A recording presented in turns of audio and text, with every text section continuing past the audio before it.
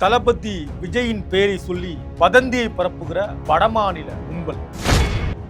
தமிழ்நாட்டில் உண்மையாகவே பசு இறைச்சிக்கு தடையா? இப்படி பகிரக்கூடியவர்களுடைய நோக்கம் என்ன? சமூக வலைத்தளங்கள். மீண்டும் திமுக அதிமுக ஆட்சிக்கு வருவதற்கு வாய்ப்பே இல்லையா? அப்படிப்பட்ட வேலையை சமூக ஊடகங்களில் செய்யக்கூடிய இந்த நபர்கள் யார்? பார்க்கலாம் இந்த காணொளி. ஆச்சி மசாலா. எந்த சமையலும் ருசி தேடும் ரகசியம் 20 ரூபாய். தளபதி விஜய் வடமாநிலங்கள்ல இருக்கக்கூடிய வடமாநில இன்ஸ்டா பிரபலங்கள் செய்யக்கூடிய அட்ராசிட்டி தான் இந்த தளபதி விஜய்னு. சமூக வலைத்தளங்கள்ல இயல்பாகவே பல செய்திகள் பரப்பப்படும்.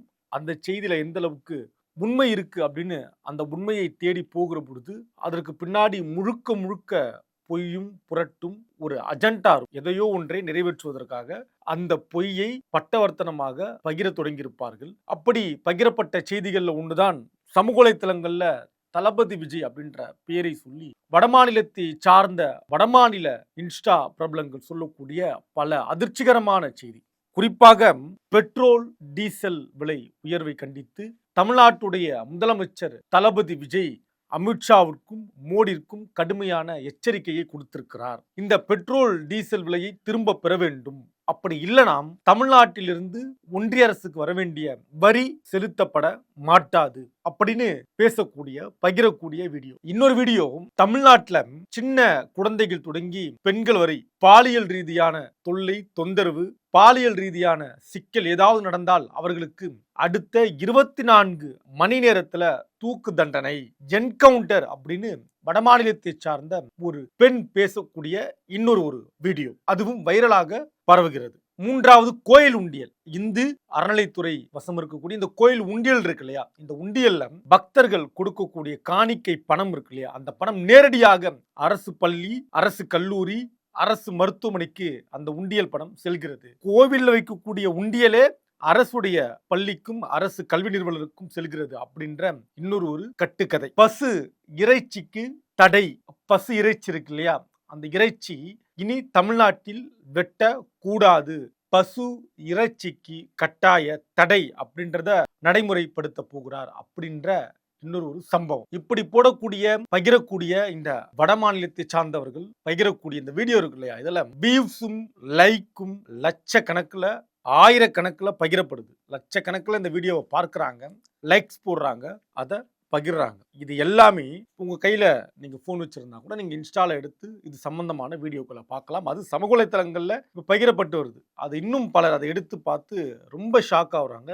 காரணம், இப்படிப்பட்ட எந்த சம்பவமும் தமிழ்நாட்டில் நடக்கல. ஆனால் தமிழ்நாட்டில் நடந்ததாக, தளபதி விஜய் ஆட்சிக்கு வந்த பிறகு இதெல்லாம் நடப்பதாக இந்தியா முழுவதும் பூதாகரமாக இந்த செய்திகளை முழுக்க பொய்களை, வதந்தின்வாங்க இல்லையா, இந்த வதந்திகளை பரப்புகிற வேலையை செய்பவர்கள் யார் அப்படின்ற கேள்வி இன்றைக்கு எழுந்திருக்கிறது.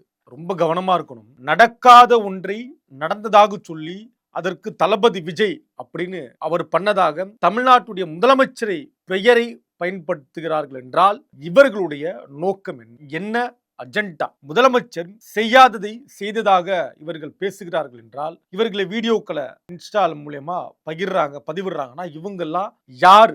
முதல்ல இவர்கள் யார்? இவங்க ஏன் தமிழ்நாட்டில் நடக்காத ஒன்றை நடந்ததாக இந்தியா முழுவதும் பரப்ப வேண்டும்?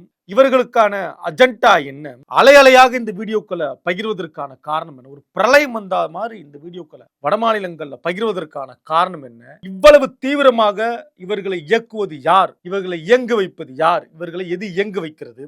இவர்கள் பணம் பெற்றுக்கொண்டு இதை செய்கிறார்களா அல்லது பணம் பெறாமல் இயற்கையாகவே செய்கிறார்களா? அப்ப இப்படிப்பட்ட வேலையை செய்யக்கூடியவர்கள் யார் அப்படின்றத இன்றைக்கு பலரும் கேள்வியாக முன்வைத்திருக்கிறார்கள்.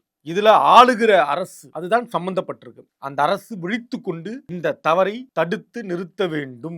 இல்லைனா இது இந்த அரசுக்கே ஆபத்தாக முடியும். ஒரு கடுமையான ஒன்றை இந்த அரசு விளைச்சல் செய்ய நேரிடும். இப்படிப்பட்ட நிகழ்வுகளை தடுத்த நிறுத்தலாம். ஒருவேளை ஆளுகிற அரசை சார்ந்தவர்களே வேறு ஏதாவது ஒரு நோக்கத்திற்காக இதை பரப்புகிறார்களா அப்படின்ற கேள்வியும் அப்படியே இருக்கு. ஒன்று, இது தவறுனா இதை இவர்கள் தடுத்து நிறுத்த வேண்டும். ஒன்று, அந்த கட்சி சார்பாக நடவடிக்கை எடுக்கணும், இல்ல ஆளுகிற அரசு நடவடிக்கை எடுக்கணும். தளபதி விஜய் தமிழ்நாடு அரசு தான் இப்படி பண்றதா சொல்றாங்க இல்லையா, உடனடி நடவடிக்கை எடுக்கணும். எடுக்கலனா அதற்கு பின்னாடி இந்த அரசுக்கு ஏதாவது உள்நோக்கம் இருக்கா? ஆனால் எதுவாக இருந்தாலும் விளைவு மோசமாக இருக்கும். இதுல மிக முக்கியமான செய்தி, இன்றைக்கு இந்த தாவேகா அரசு அமைந்திருக்கிறது அப்படின்னா பலரும் நம்ம இந்த 100 நாட்கள்ல பேசிட்டே இருந்தாலும் கூட ஒரு செய்தி உண்மை, இதை யாரும் மறுக்கவே முடியாது. கடந்த காலங்களில் திமுகவுக்கும் அதிமுகவுக்கும் வாக்களித்த பெற்றோர், அப்பா அம்மா, ஆயா தாத்தா, தாத்தா பாட்டி இருப்பாங்களா, அப்புறம் சித்தப்பா பெரியப்பா மாமான், இவங்கெல்லாம் கடந்த காலங்கள்ல திமுகவுக்கோ அல்லது அதிமுகவுக்கோ அல்லது மாற்று கட்சிக்கு கூட வாக்களிச்சிருக்கலாம்.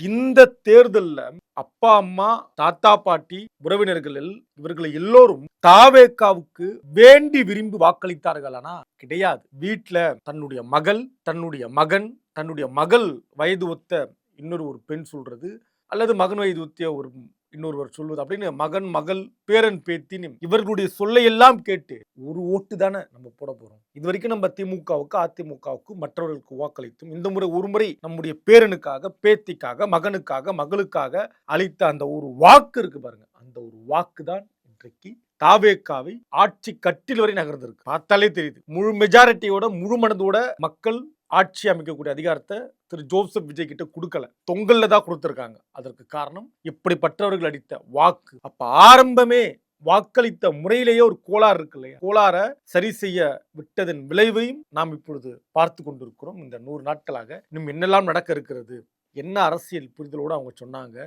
அதை நம்ம கேட்டு வாக்களிச்சோமே, அதனுடைய பலனை அனுபவித்துக் கொண்டிருக்கிறார்கள். மின்சார கட்டணத்தில் தொடங்கி அரிசி விலை வரைக்கும் பல பிரச்சனை, பெண்கள் பாதுகாப்பு, சட்டம் ஒழுங்கு சீர்கேடுன்னு பல பிரச்சனையை இந்த 100 நாட்கள்ல பார்த்துட்டு இருக்கோம்.